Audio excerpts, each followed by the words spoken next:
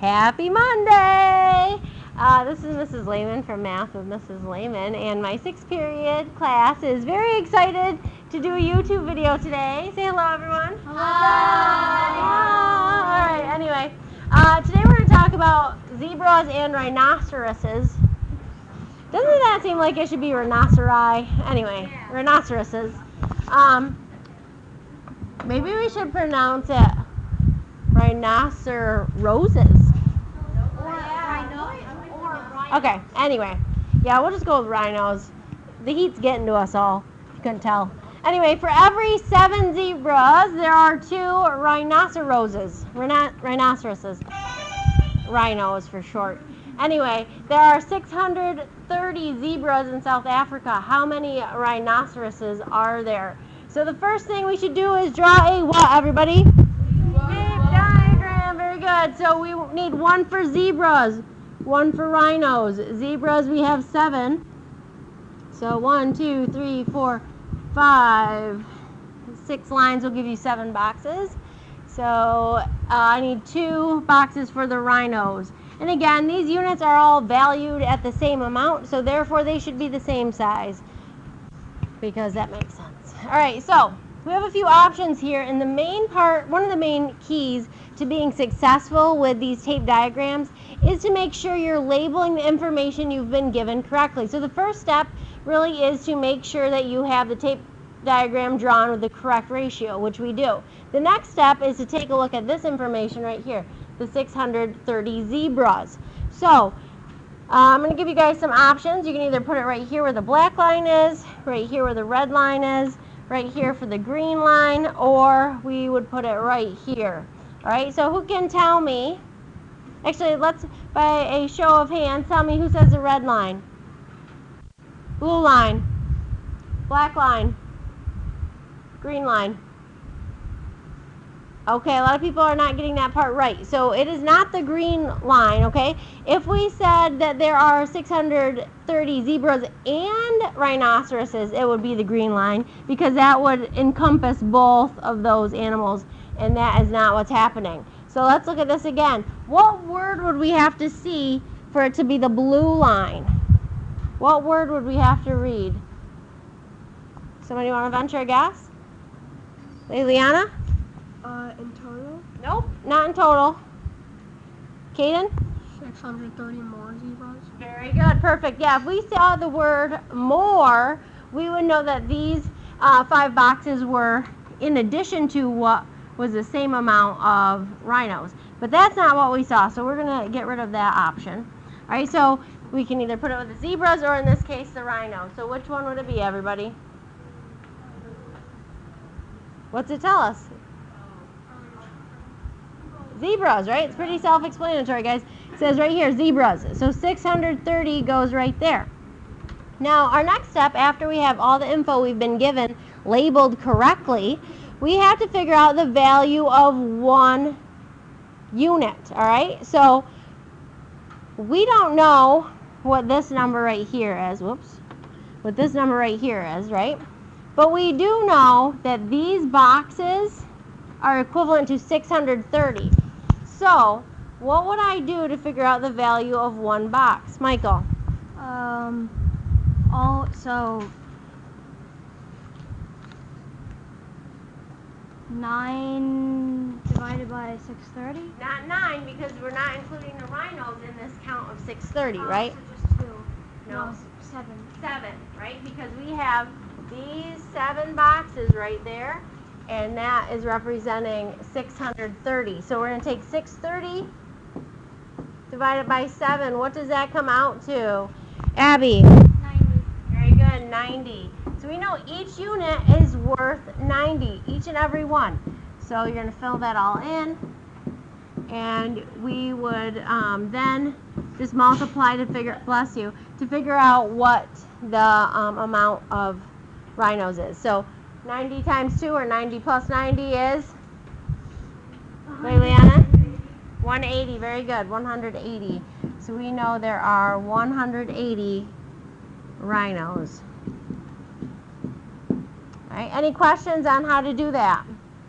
So again, step 1, draw the ratio you've been given. Step 2, take that other piece of information, that quantity, and decide where is the correct place to put that. Step 3 is to divide the number of units, or divide that number by the number of units that represent that number. Then you're going to find the value of 1 unit. You're going to put that in every box and then answer whatever question you've been asked, okay? So there's a few steps there. None of them are terribly complicated, but the main part is just putting your info in the right spot. Yes, ma'am? Where did we get the 90 from? The 90. We saw that there are 7 units of zebras, right? And those 7 units of zebras represented 630 zebras. So you take 630 and that's shared equally amongst those 7 units. So 630 divided by 7 will give you 90. Okay? Any other questions? All right. The next one is cheetahs to elephants. The cheetahs, you know, they always like to look on other kids' papers. They're such cheetahs. Sorry, that's all I got. It's really hot in here. All right, the ratio of cheetahs to elephants in a park is 2 to 15. There are 1,000 cheetahs. How many elephants are there? So that's our big question, how many elephants? So we're going to start with step 1, draw the ratio.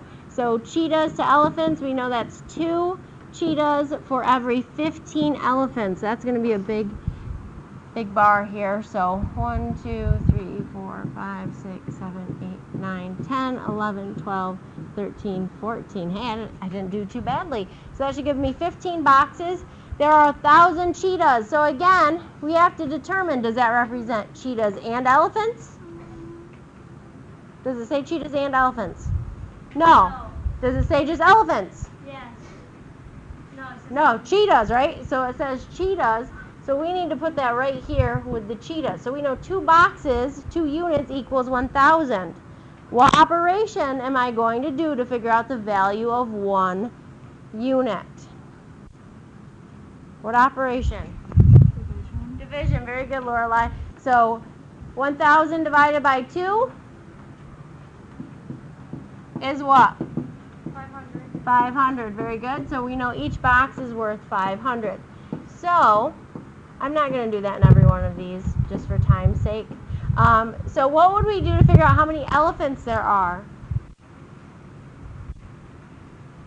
What's my next step? Lonnie? I'm coming over. Hold on. We're going to divide. Nope, we already divided. We found the value of 1 unit. Now we know we have how many units of elephants. We're going to multiply. We're going to multiply what by what? We're going to buy 500 by 15. Times 15. Very good. So 500 times 15 is what we're doing right now.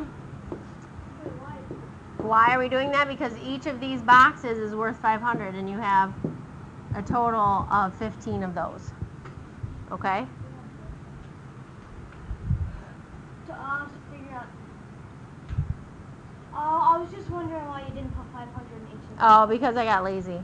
All right? Just for time's sake, because we have such a limited amount of time in class, I'm not going to do that right now. All right, so 15 times 500, so you're going to say 5 times 0, 0, 5 times 0, 0, 5 times 5 is 25, put a 0 placeholder, 1 times 0, 0, 1 times 0, 0, 1 times 5 is 5, 0, 0, 5, 7,500 elephants. That's a lot of elephants. Okay, any questions on how to set those up? All right, we are going to go to our new lesson for today. So hopefully what we did clarified any questions. We'll go over your homework at the end of this video if there is time. So we probably won't have a ton of time to do that. But all right, guys. So what we're doing today is on page 15. All right, we're going to take a look at the value of ratios and the associated ratios and the value of that. We're going to look at the fractions, okay, and we're going to look at what the value of the ratio is, which we already talked about, all right?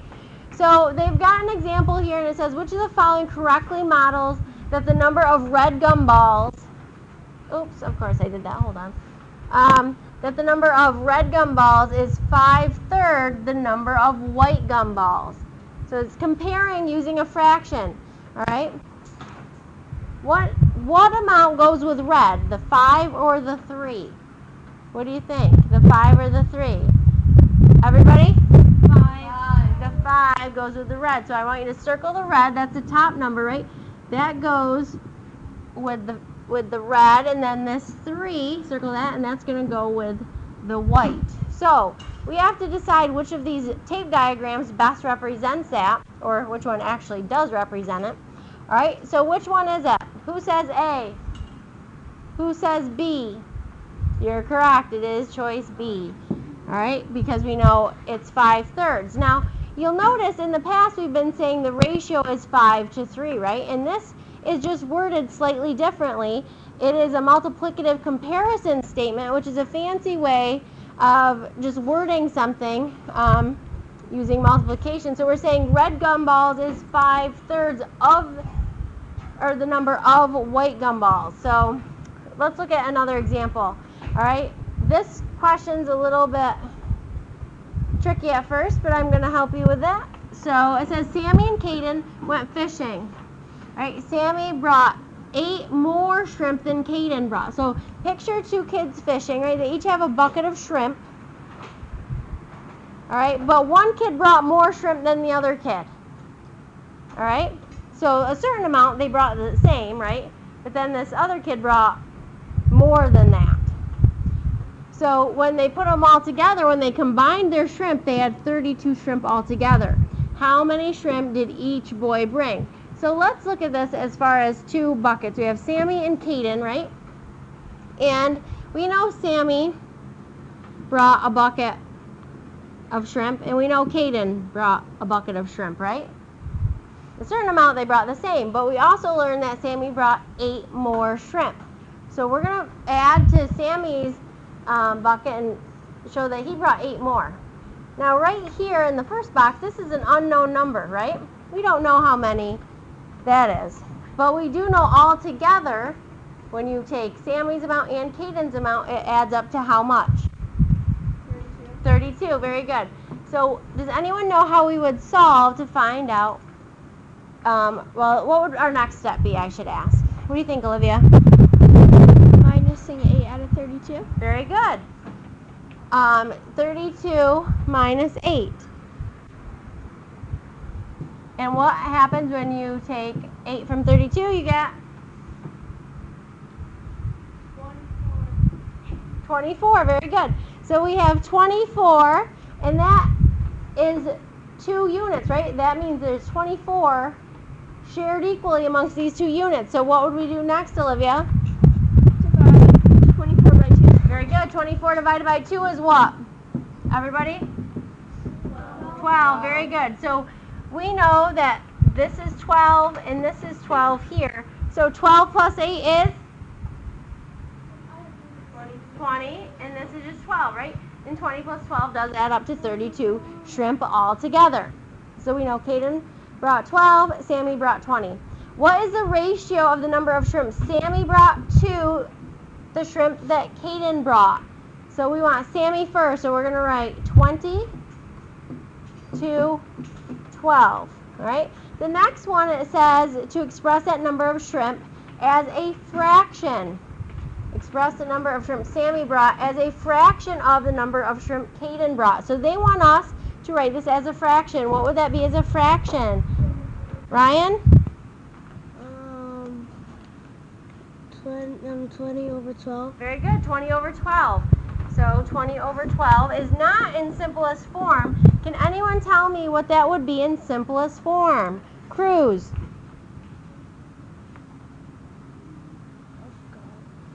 Somebody help them out. They're both, you got to look for the biggest number they're both divisible by, and then divide it out. 5 to 3. Very good, 5 to 3. They're both divisible by 4, right? So the greatest common factor is 4. You divide it by 4, you're going to get 5 over 3. Now, this is going to be in your homework. This amount, the simplified version, does anyone know what we call that? Begins with V, A, L. Rihanna, nice and loud. Very good, Rihanna. Value, that is the value of the ratio. That simply means to simplify the fraction, okay?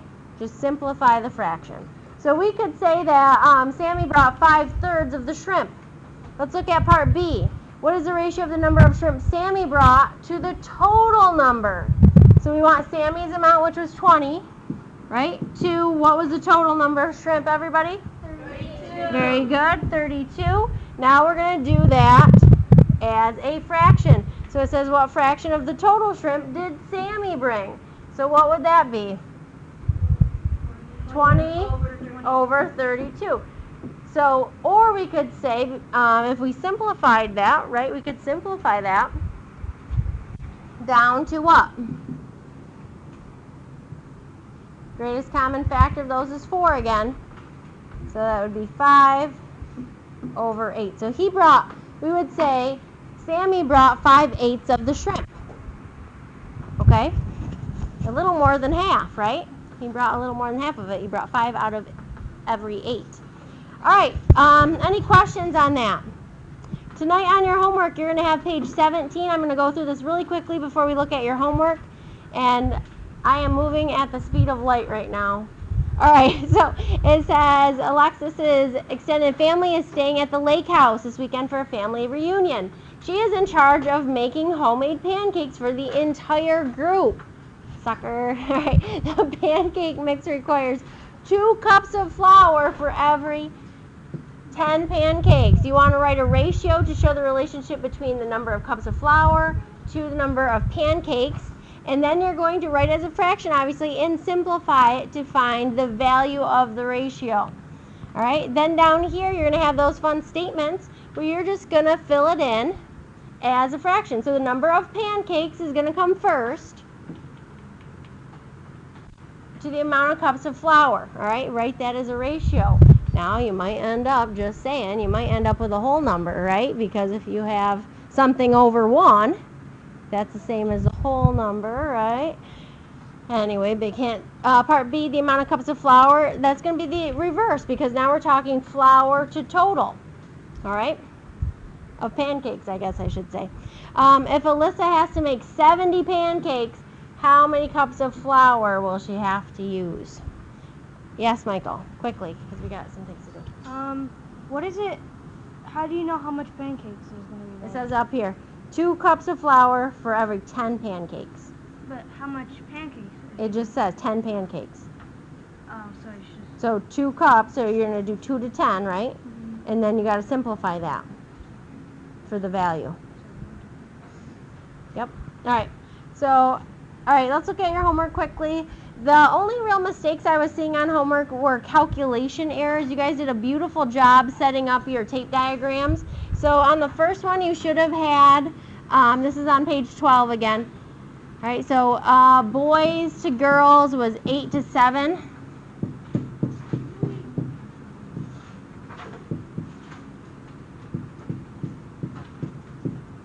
All right, so you should have had something similar to that. And then it says a total of 195 campers. So that includes both the boys and the girls. So you have to take that total, divide it by how many total units there are. So in this case, there are 15 units. 195 divided by 15, you're going to get 13 in each box, all right? So 13 in each box. You're going to go ahead and then figure out 13 times 8 is what? 104, right? 104. So there were 104 boys, and then how many girls were there? 91. All right, if you multiply 13 times 7, you're going to get 91. All right, so you should have had that written out, 104 boys and 91 girls. A lot of people didn't do that. You need to make sure you put a box around your answer.